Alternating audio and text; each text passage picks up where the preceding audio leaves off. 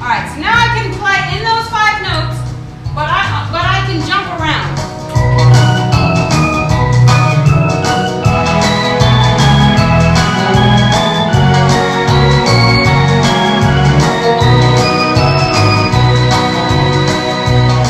Now, I think you've all heard this song.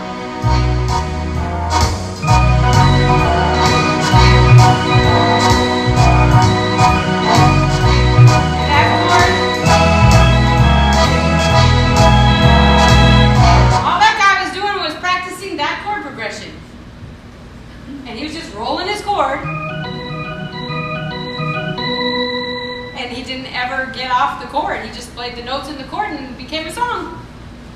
Alright, so do you know how many combinations of notes can be formed using that chord progression? How many songs can be played or have been played or written?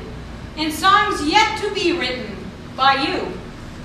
Now I know what you're thinking. You're sitting there going, I'm not a songwriter, I don't think I can do this. But here's how you do it. You just have to keep the chords consistent. Alright, once you do that, you can't do it wrong. It is absolutely impossible. I could sit there with my eyes closed, but you've got to know how to play that blues progression. Alright, so let's go to a Latin beat. Let's do like a little bossa nova.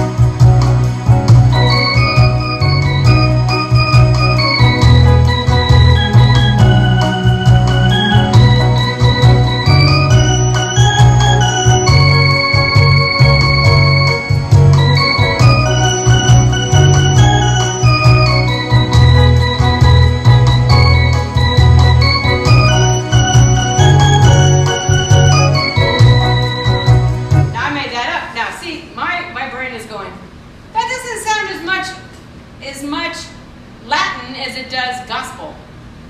That sounded kind of like a gospel song to me. So I could change the rhythm, do the same thing, and it'll come out with a whole different attitude. Alright, so whatever you decide, you can play with the blues, and changing the rhythms will work on the attitude part. I don't have much of an attitude when I play piano. My husband does. He can play piano better than anybody I know. I'll put this on YouTube, CecilRamirez.com. And Greg, when he plays, if you go to Silent Movie Guy and watch him play, the attitude comes from knowing the chords, and then your right hand can just kind of do whatever the Spirit moves you to do. Now, when you get some guts, now you can start putting in the black notes. And the black notes are the ones that give you the attitude. They're the notes that are like the little grace notes and the little highlighters that make a boring melody. Like When the Saints Go Marching In. Alright, so when you play a song, like let's say I'm going to play When the Saints Go Marching In. Boring song. Everybody learns it, book 1, song number 3. But watch, if you play little black notes,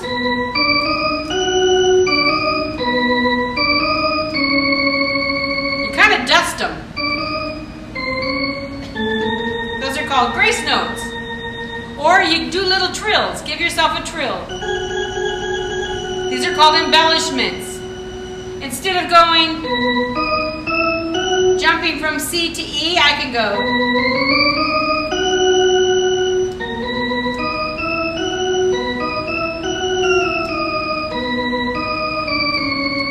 You take the long way instead of the short way. So you play, those are called chromatics. You just go. So if you have from an E to a G and you don't want to take the short way, take the long way. So watch. If I'm playing some blues or just big band, really slow, I'm just going to make something up.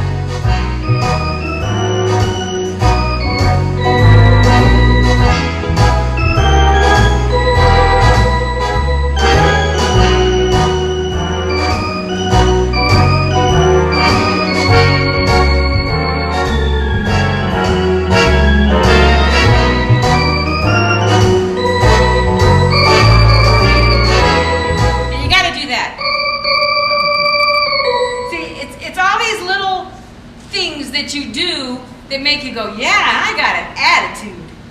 The other chord progression is on that paper. It's called 1-6-2-5-1.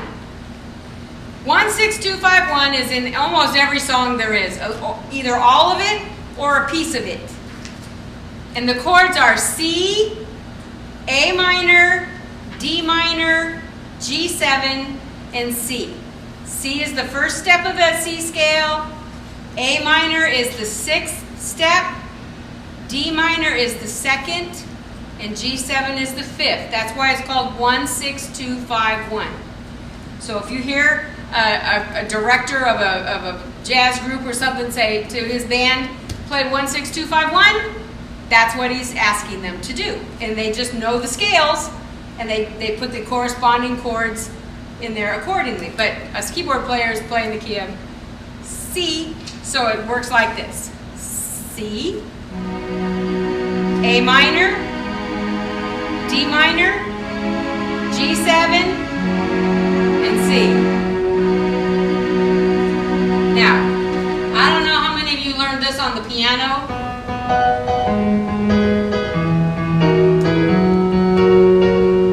Oh my gosh, every kid that comes in here plays that.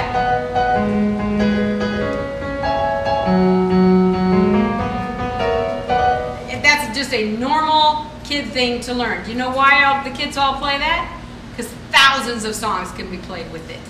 Heart and Soul is the one that most of them play. Okay? So now I'm going to play that chord progression. And in the 50s, it was really popular. In 60s,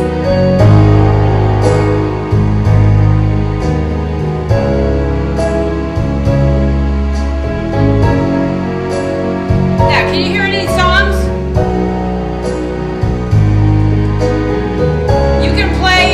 Changes every 1 measure, every 2 measures, every 5 measures. I don't care. It just has to be the same. So whatever number you pick, each chord has to have the same number of measures or counts.